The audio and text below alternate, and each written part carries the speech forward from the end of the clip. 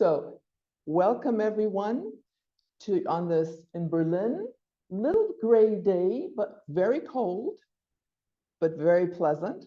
My name is Jane Williams-Spook, Provost of Touro University Berlin. We are a campus of the American Jewish University, Touro University Systems in New York.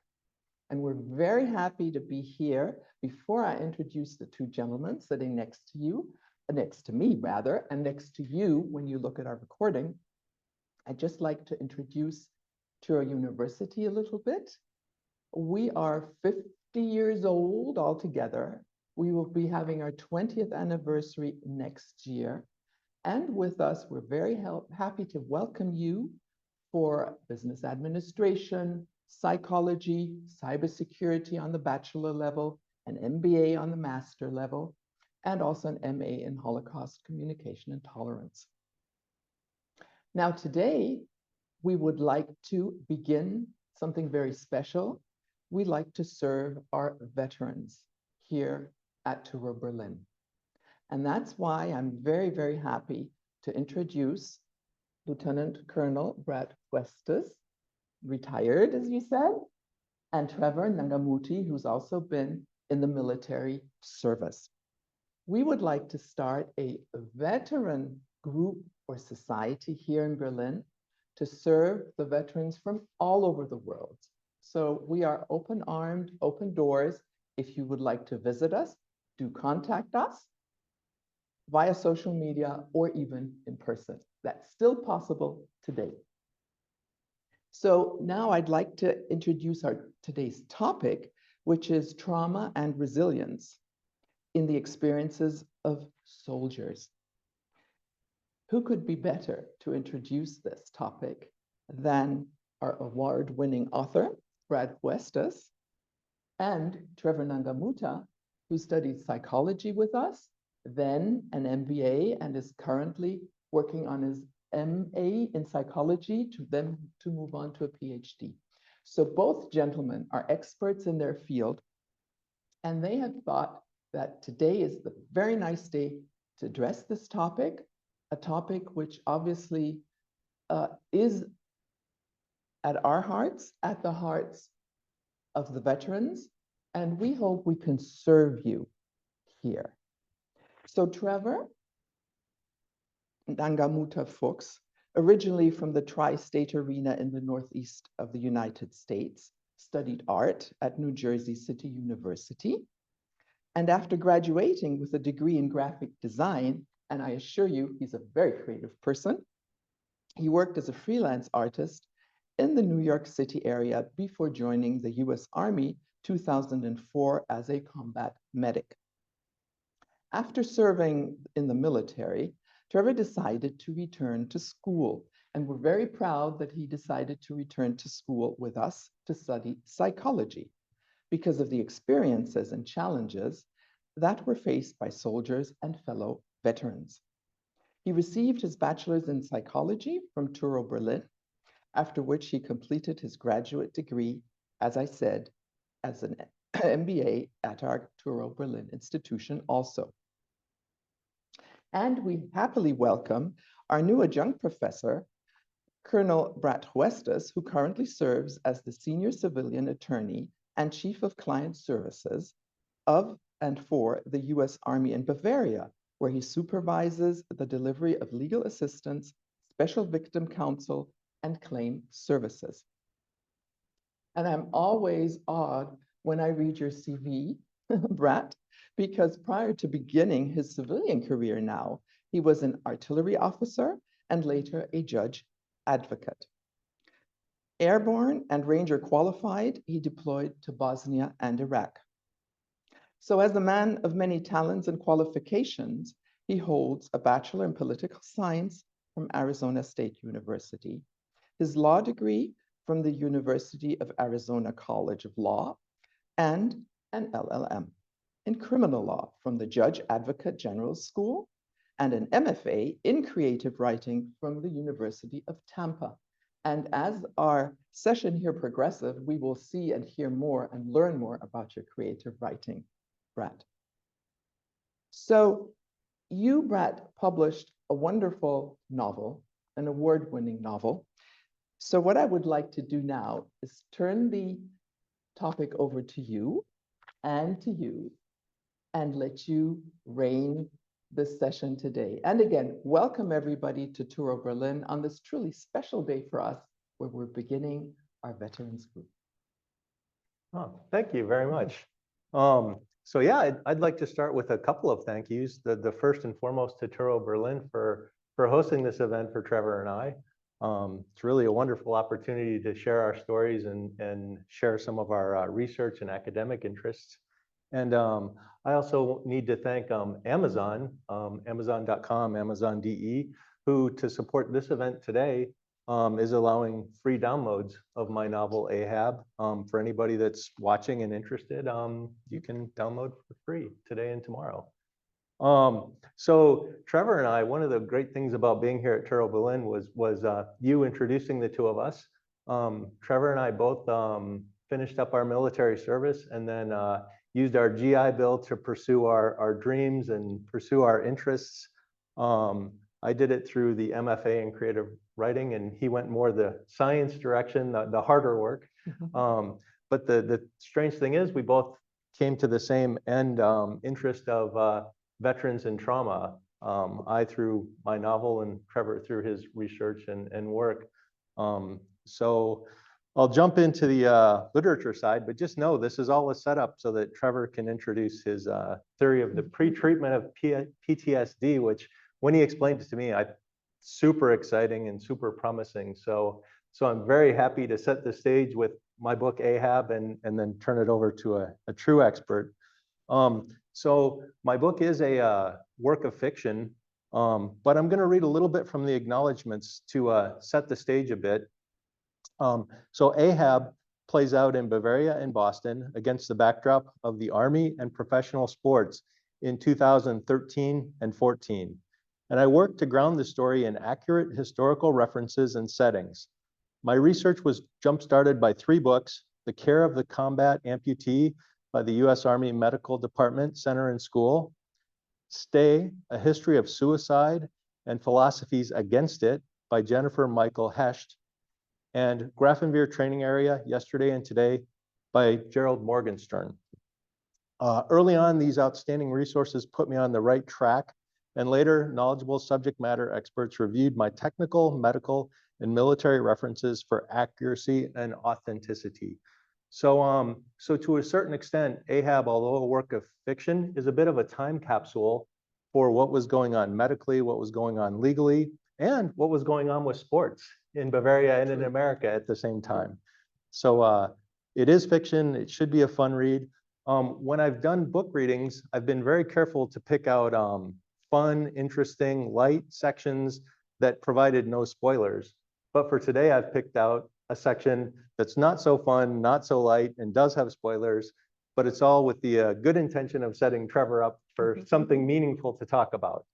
So without further ado, I'm going to read 3 pages from Ahab, and as just a very brief setup, the protagonist is Will Foley. He's a young paratrooper, a corporal. He's gung-ho, he's starting his career, and he gets injured. And I think that's enough startup to give context to this passage. 4 long and lonely days pass as the pale German sun struggles to melt the watery spring snow. The stalled marathon manhunt weighs heavily on me, and antibiotics give me diarrhea.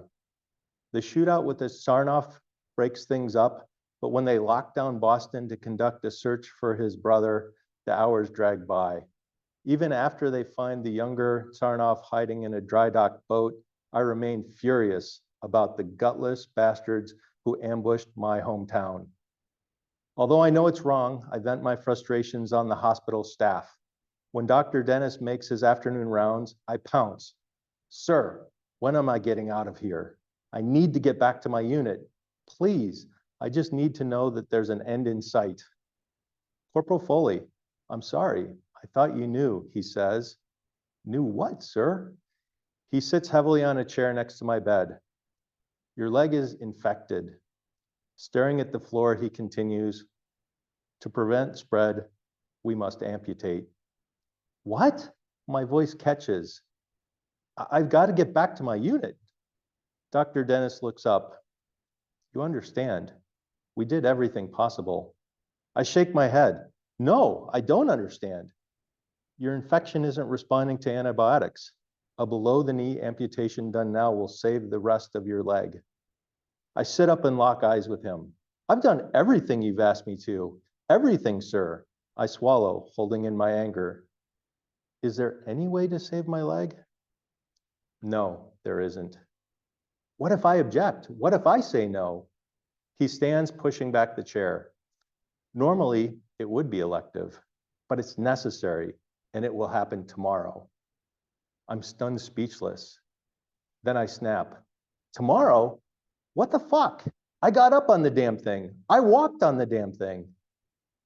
As I was saying, Corporal, if we cut below, get out! I sit upright and turn to get out of my bed. I'm signing out and going back to Graph right now, I yell, pushing the doctor away. If we don't do it now, in a few days, it could be in your hip. You could be dead in a week, he says. I fall back in my bed. How the hell did this happen? Dr. Dennis's voice softens.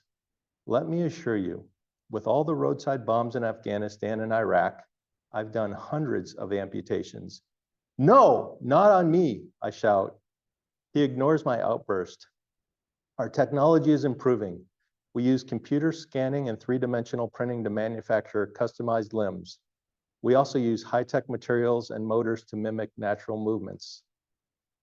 The throbbing pain in my leg is back, along with a sharp headache. I'm sorry, Dr. Dennis says, turning. He holds the door open for Nurse Ratchet. As she passes, he whispers something to her. That sneaky bullneck son of a bitch thinks he can push his dirty work off on her without me hearing? Ratchet gives me a stern look and pulls up the bed's rails, trapping me like a baby in a crib. She briefs me rapid fire. You won't have any food tonight, only liquids. In the morning, I'll wake you at 0600 hours. You'll be in surgery at 0800 hours. The procedure won't take long, but you'll be under general anesthesia. You'll wake before lunch, probably feeling thirsty and hungry. You'll be able to have some water right away. Any questions, Corporal?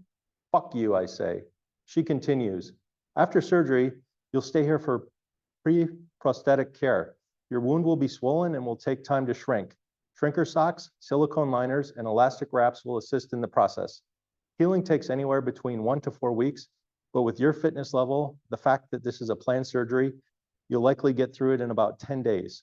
Once your residual limb fully heals, we'll start you back with an initial prosthetic.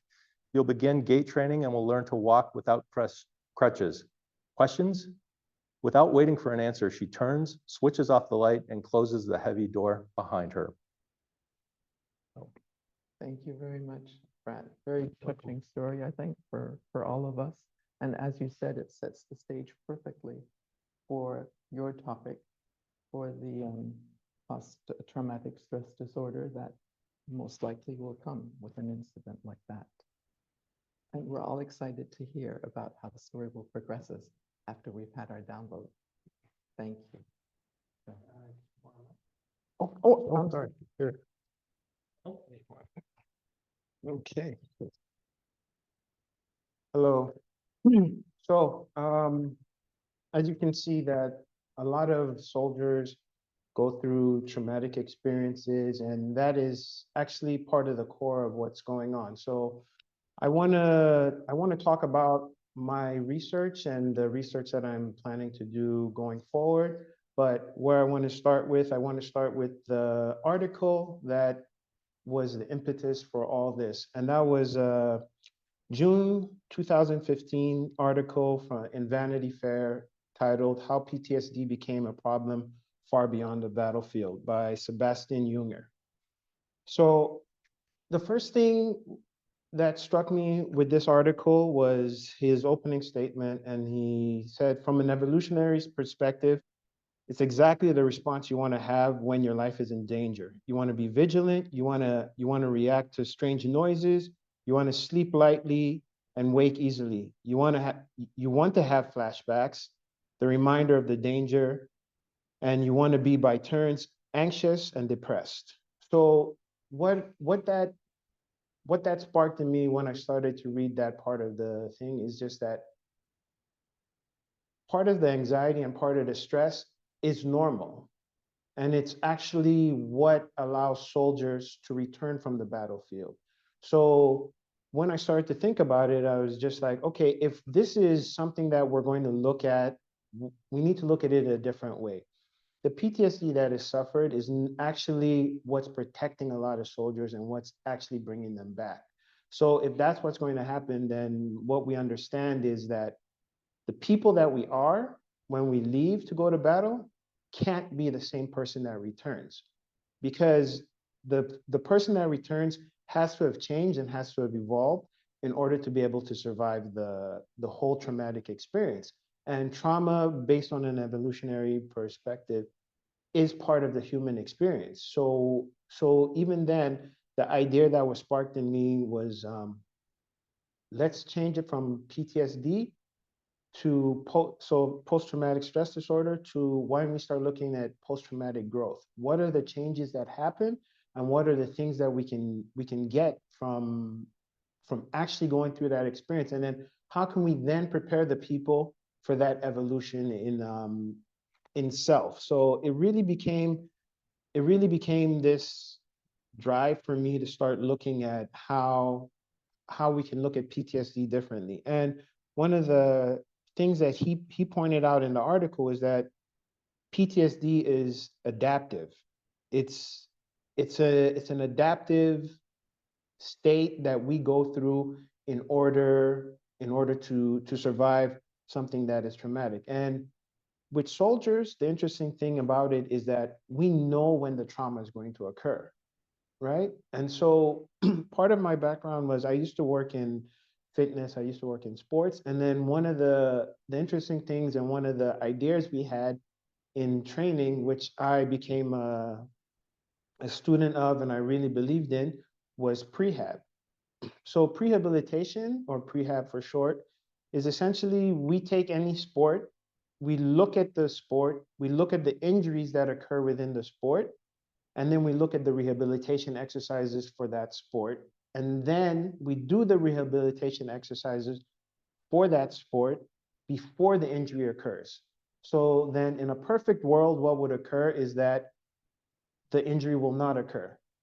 But once the injury does occur, then what we have, because we've done the pre-work for it, we have the ability to recover quicker, and we have the ability to shorten that time for recovery. And that became a really important thing for me to start looking at. I was like, okay, how can we start preparing? We know when the trauma is going to occur. What are we doing to prepare those that are going to experience that trauma, to prepare them for the eventuality of it? And as we can see, and it really becomes important once we start to look at PTSD in the terms of when it comes to soldiers. The protagonist in the book that Brad wrote, one of the things that really stood out was in the passage that he read was he wanted to get back to his unit. And why is that important? Because that is that's one of the factors when we look at PTSD with soldiers that becomes really, really interesting and very different to parse out. Because one of the problems with PTSD with soldiers is that it's not all a negative experience. And that becomes the problem. We can look at other traumatic events such as rape or something like that. There's nothing positive within those experiences. But coupled within the experience of a soldier's trauma is all these great experiences. That's the brotherhood, that's the reliance on others, that's the shared experience that is very hard to uncouple from the trauma. So we have to start to take that into account when we're looking at these soldiers to look at it in a different way. And that's why this article to me was so brilliant, because it started to show and it had me starting to think about trauma in a different way, because it showed that it's not it can't be categorized as any other trauma is usually categorized. So then the question I had was just like, okay, how do we go about adapting this idea of pre-treatment of PTSD when it comes to soldiers? And that's where the sports come in, because one of the interesting things about those who develop PTSD is the physiological aspect of the development of PTSD, right? Because there's the cortisol response, and the cortisol response is the stress response. But then what we tend to see is that one of the things that's really interesting about the cortisol response is that in higher level athletes or higher level operators within the military, there's less PTSD, but they end up seeing more combat and they end up seeing more traumatic events than regular soldiers. But then, so they should be the ones developing it at a higher rate.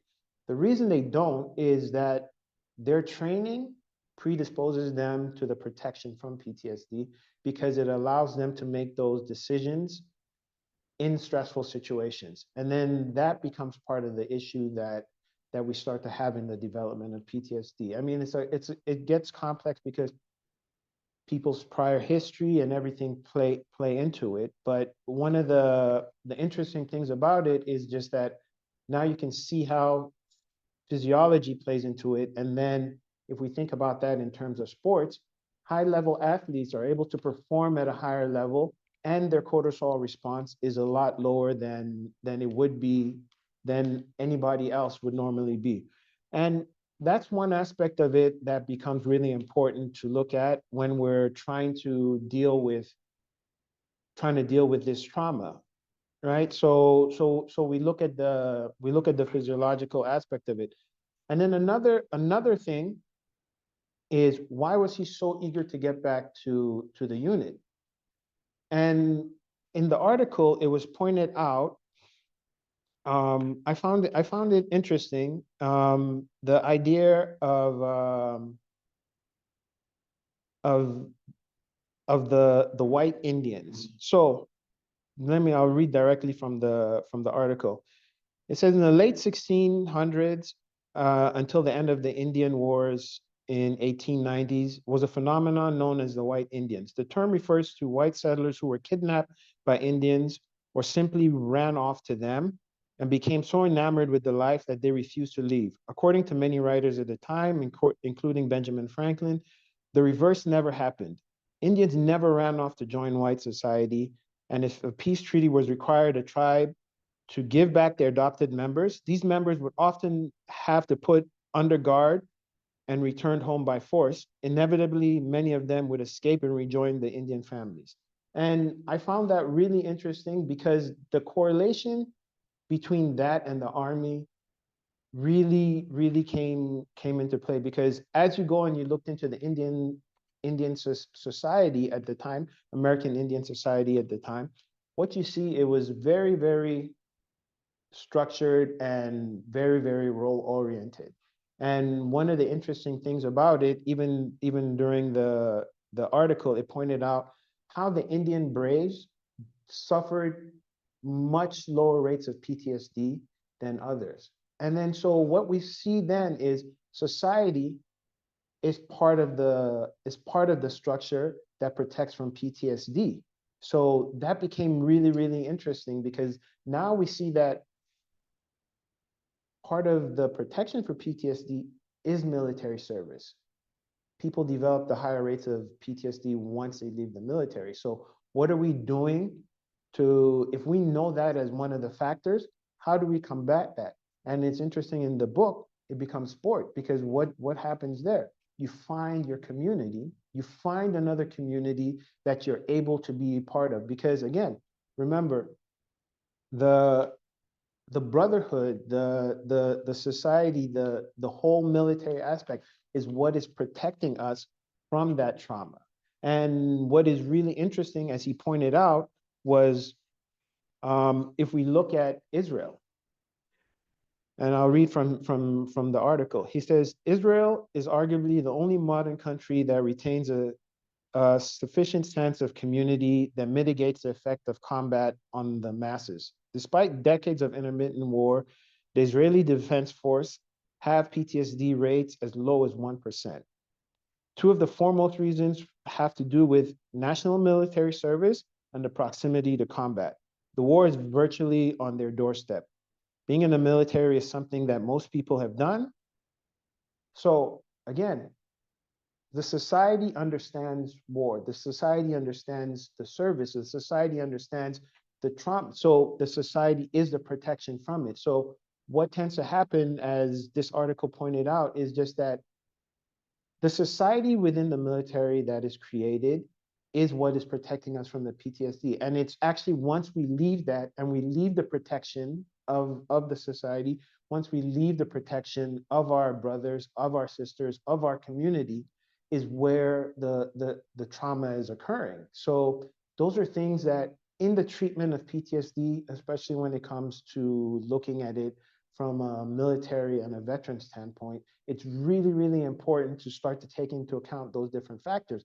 How are we setting up communities? How are we setting up these protections that the loss of those brotherhoods are going to be able to provide? So part of my research is looking into how to set that up, but also how do we go about creating the pre-treatment and then getting soldiers prepared to be able to deal with these traumatic experiences. And then I mean, it's multifaceted, but then the framework is all there set up in the military to be able to have this as a viable option for our community and our soldiers. Yeah. Thank you. You're welcome. Thank you very much. Oh, wait. That's right. So just hold this Yeah, here. I agree 100% in the book and also in my experience. The trauma of losing the leg is huge, but the trauma of losing his identity as a corporal, as a paratrooper, as a member of a unit is almost as painful and almost as scarring as the losing of the limb, because his identity is gone, his family, his support network is gone, and as you pointed out, then he reaches out through the hockey playing to find another community, to find another place to belong. And I think so many people, as they end their military service, whether on their own terms or whether they're forced out because of an injury like this, that sense of loss is huge. It really, really is. Would you say that there's actually a void that needs to be filled or can be filled so as to prevent PTSD or to support a transition? So there's a number of different factors going on. If we look at physiologically, there's actually a change physiologically when you're part of a unit, because humans are a social creatures, right? And then what tends to happen for us once you join a unit, you within a unit, you have a certain job to fulfill. And then that fulfillment of the job and that actual defining strict definition of the job protects you from it, because now I don't have any stress. If I'm a gunner, I don't have to worry about communications because I know my job is a gunner. The communications officer, the communications personnel, they're going to worry about that, right? But then now I'm reliant on him for my survival, and he knows that his job is also what's going to keep me alive. So what we have to look at is just that that's part of the loss that happens, even on a physiological level. Like once you leave, you're actually losing something physically. So part of what we have to look at is how do we create communities for soldiers to exit from and then enter into. So if we look at Israel, for example, why are the rates so low? Because once they leave the military, most people have already served. So when they reintegrate into society, the society understands what that service is. The society understands what it means to be there. So there's no real loss because you haven't left. The same people that you served with are the same people you're coming back to be to have as part of your community. Thank you very much. That does make a lot of sense. My question is then, maybe to you, Brett, how do we come in here with the society that we're trying to found? Well, in my book, the basic thesis is that sports can be rehab for our wounded warriors. Um, but of course, it's much broader than sport. I mean, we have a little community right here on the stage right now. I mean, Trevor and I had never met each other, and right away we hit it off. We communicated on the same wavelength, and you put us together because I think you recognized we would have that connection. Certainly hope so. So the community can be much broader than sport. It can be an academic community. It could be a social community. It could be a church. It could be something, but somewhere where someone belongs and feels like they belong. I see. Well, here at Touro Berlin, we do say that we are a family. We are a smaller institution. So probably we can provide this for military veteran members supported with a veterans society and group that people can experience support and especially also understanding here. Now, Trevor, you've studied with us. Would you attest to that? Or would you say now you're in a position where you would want to amend the projects we have here? Yeah, I mean, that's one of the things that, as Brad alluded to, that we have, like, the connection that we're able to have, and the connection that we're able to, there's an understanding of a shared experience that goes beyond that, and then there's a community, almost like a communal feeling to things, and that's what I've appreciated about the school, is just that they were veterans here. They were people that shared my experience. They were people that, although we'd left, we were still able to continue to the next level, but together, you know. And I think that's what helped me be able to be more focused, because again, we brought our military experience into the classroom. We brought that camaraderie into the classroom, that pushing each other into the classroom. So for me, I really, really appreciated that part of it and that aspect of it. So yeah, I'd have to agree. Thank you. How would Ahab feel if he would join us here? Well, I mean, Ahab would love it if you had a hockey team, but but the world isn't perfect that Something way. to move on to. But no, I think any atmosphere that gives a sense of community, a sense of support is wonderful. And I find that here. I find it through Trevor and through friendship with you. So yeah, I don't think we'll start a hockey team here though. Not right now, but I think Berlin does have a hockey team. Yeah. So next to being a family here at Touro Berlin, of course, we're in this exciting, vibrant capital of Germany, which offers so many facets. Um, when you have the footing and your home base, I would say, it might be exciting to explore other options. Which options did you explore, Trevor? I mean, for me, mostly the academic ones, because that's what I've been pursuing right now, and I will be pursuing for the foreseeable future. Um, and I've enjoyed my experience here, because from day one,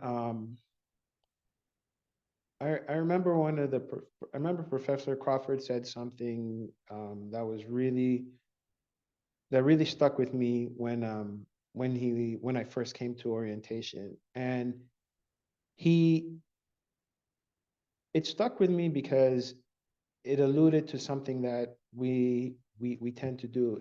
He told a story, and the story was about somebody who always had his bags packed, ready to move on to the next experience. And it just reminded me of always being ready for deployment. You know, you have your bags there ready to go. But then what he then said was just that when you always have your bag packed and you're ready to go to the next experience, are you fully experiencing what you could hear?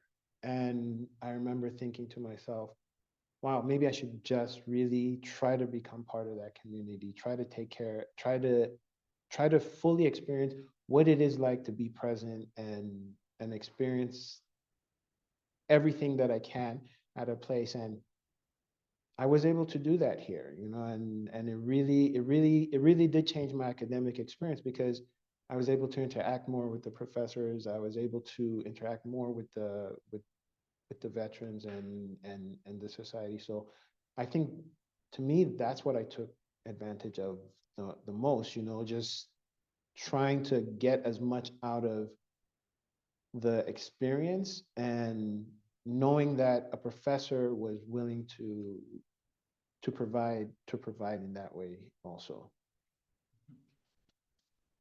And that's very true. I can say from my time here as a professor, it's very, very interesting.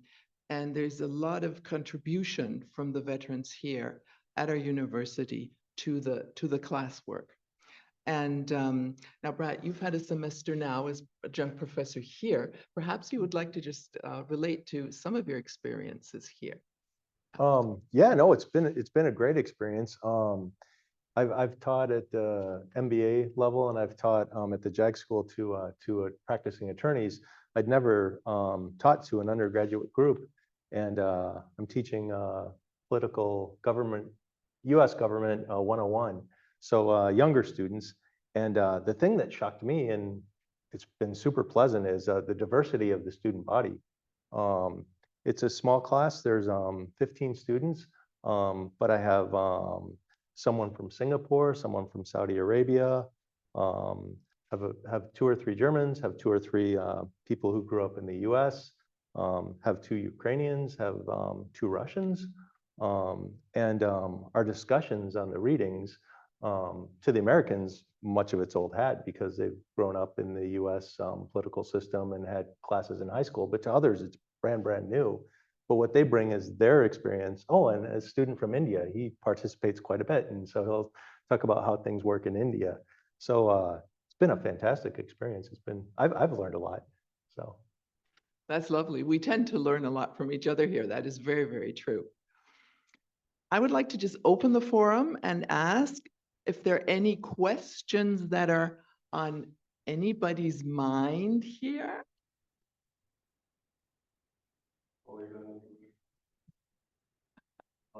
yeah. So let me pass the mic. There you So I was actually reading about this event in advance, and I read that you were involved in some research with PTSD, and I got to hear a little bit about how you're investigating, you know, how communities can help people deal with that kind of trauma.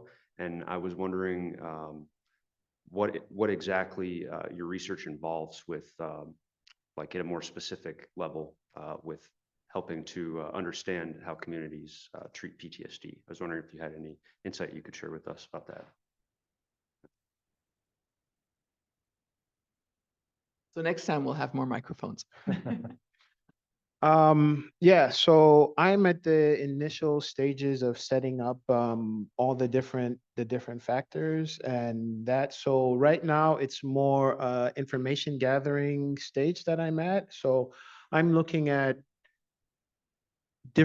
how different sports communities can help with the treatment of PTSD, how different church group communities, how different, and it's mostly about gathering the data that is out there, reading about it, and then trying to see from that how to develop a framework that is feasible to be able to then put out and offer to the different communities and veterans and how that can be started. And so right now I'm more at the stage of just collecting data. Hopefully within the next year or two to be able implement more of these things that I'm interested in. I'm building a team that would be interested in doing the research with me, you know, so that's where I'm at right now. Thank you. Do we have any other questions here? All right. So I would have a question. Maybe it's not my place to ask, but since no one else is really here, I will still. I have a couple Russian friends who themselves have Russian friends who are currently serving in Ukraine, and also many, not many, but a couple who have died. And it's definitely affecting my friends, and I don't quite know how to offer correct support, if you know what I mean. Maybe we could cut it at some point if it's, and I don't think it's recording me right now anyways, but any suggestions you might have would be very appreciated. Very much appreciated. So I think the most important thing in the near term is to just be present and available. Just to try to reach out to them. You know, if it's possible, face to face is of course always best, but if it's a call or a text or something, just to let them know you're there and available to listen. They may want to talk about their feelings or their trauma, or they may not. But just sitting and watching a basketball game or watching soccer, just being present with them, will give them more help than you could ever believe. Yeah, there you go. Yeah. Yeah. It's interesting how, you know, an instinct reaction actually wanting to support somebody results in just the right action here. Did you want to amend to that, Trevor? No, there, I mean, Brad pretty much hit it, is just being there, because again, it's the it's a loss of community that you have to take into account, and don't and it's not an experience that you will be able to understand unless you've gone through it. So they've also lost something. And the other thing to look at is they're not the same person that left. And I think that's very important, because a lot of times we try to, oh, he was this way or she was this way, but the person who left is not the person who came back, because they can't be, because if they were, they wouldn't have survived. So understanding that is key to this, I believe, from my perspective. So thank you very much. What I would like to say is this is the first event of a small series of events. We plan event 2 and 3, and we'll be very happy to invite everybody and the audience to the next events. Do you have any specific topics already, or are they being developed? Well, we do have some planning on way forward. We hope to be back again in February timeframe and again in June timeframe. One of the issues that we're going to get to is suicide. I think soldier and veteran suicide is it's an epidemic that needs to be addressed and stopped, and it's being handled on many levels. And I think both Trevor and I have 2 cents we can contribute to the hopefully solution. So I think, yeah, to foreshadow a bit, probably in June, soldiers and veteran suicide. Thank you very much. We're looking forward to this very important topic. And would you like to conclude? No, I just want to thank the school for giving Brad and I the opportunity to present topics that we're passionate about. I mean, Brad wrote a whole book about it. I'm trying to do my research on it. So just the opportunity to be able to present this topic that we're both passionate about has been amazing. Thank you. Our pleasure, the pleasure of Touro University Berlin. Hope to see you all again soon. And this concludes our event for this morning. Thank you, everyone.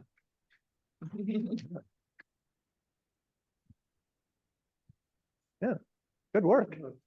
Thanks much.